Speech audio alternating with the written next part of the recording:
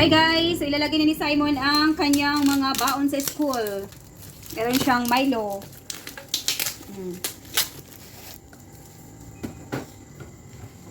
Ang kanyang ref, ang laman ay puro tubig.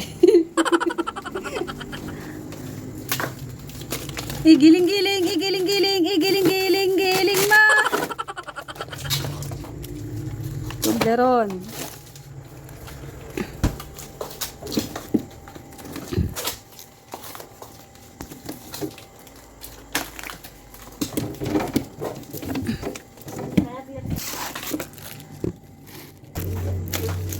Pag ano mo?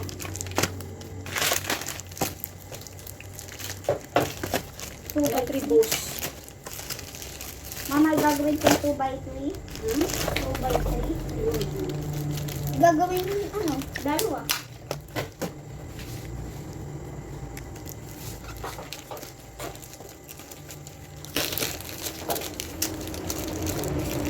Dutch meal, Dutch meal. Bus. Wala na space. Sa taas niyan. Pwede naman yan. Ito? Dito? Okay. Tinapay mo. May lalagay ng tinapay mo. Mga tinapay.